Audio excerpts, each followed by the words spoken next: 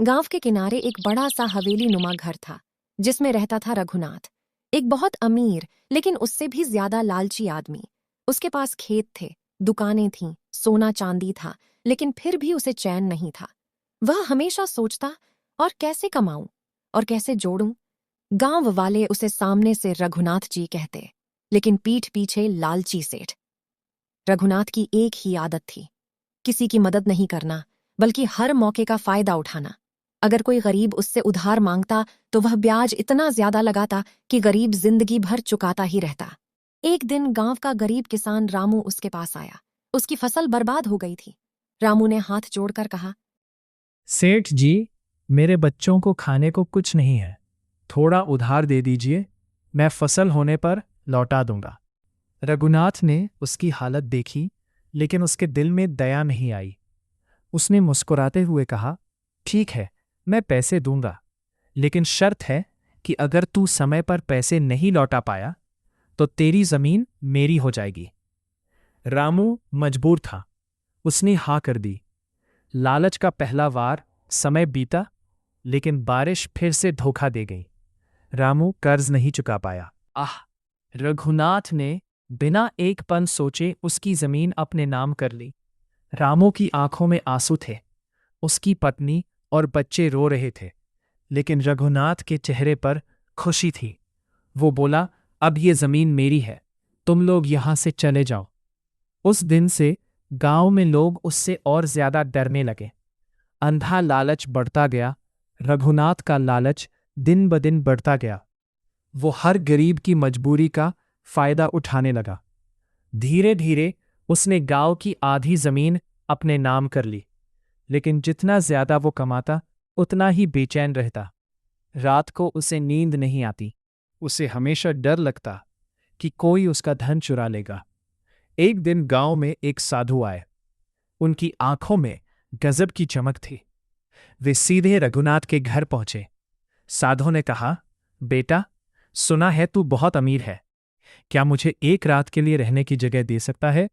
रघुनाथ ने सोचा, साधु है, कुछ नहीं देगा, इसे क्यों ठहराओ। लेकिन गांव वालों के डर से उसने मजबूरी में हाँ कर दी।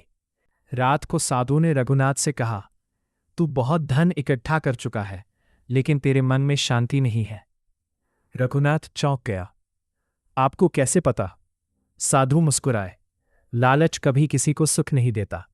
अगर तू नहीं बदला तो तेरा ही धन तुझे बर्बाद कर देगा। रघुनाथ ने हंसते हुए कहा, धन कभी किसी को बर्बाद नहीं करता बाबा, धन तो सब कुछ है। साधु ने गहरी नजर से उसे देखा और कहा, ठीक है, समय तुझे जवाब देगा। अगले दिन साधु ने जाते जाते एक बात कही, तेरे खेत के पीछे एक पुराना पेड़ है, उसके नीचे एक खजाना दबा है, लेकिन ध्यान रखना, लालच मत करना। रघुनाथ के कान खड़े हो गए। उसके मन में बस एक ही बात थी, खजाना। रात होते ही वो अकेले उस पेड़ के पास गया और खुदाई शुरू कर दी। काफी देर बाद उसे एक लोहे का संदूक मिला। उसकी आंखों में चमक आ गई। उसने संदूक खोला। अंदर सोने के सिक्के चमक रहे थे। वो खुशी से पागल हो गया। रघुनाथ ने सोचा, ये खजाना सिर्फ मेरा है, किसी को पता नहीं चलना चाहिए। उसने रात रात भर खुदाई करके और गहराई में देखने की कोशिश की कि शायद और भी खजाना हो। दिन रात की मेहनत से उसका शरीर कमजोर होने लगा, लेकिन लालच कम नहीं हुआ। एक रात जब वह खुदाई कर रहा था, अचानक जमीन धंस गई। रघुनाथ गड्ढे में गिर गया। उसने बाहर निकलने की कोशिश की, लेकिन गड्ढा बहुत गहरा था। वह चिल्लाया, बचाओ, कोई है? लेकिन रात गहरी थी, कोई नहीं आया। फल सुबह गांव वालों ने उसकी आवाज सुनी। जब वे वहां पहुंचे तो देखा कि रघुनाथ गड्ढे में फंसा हुआ है। रामू भी वहां आया। रघुनाथ ने उसे देखा और कहा, रामू, मुझे बाहर निकालो, मैं तुम्हारी जमीन वापस कर दूंगा। रामू के मन में गुस्सा था, लेकिन वह दिल का अच्छा इंसान था। उसने कहा, सेठ जी, मैं आपको निकाल दूंगा, लेकिन आपको समझना होगा कि दूसरों का दर्द क्या होता है। गड्ढे में फंसे फंसे रघुनाथ को अपने सारे कर्म याद आने लगे।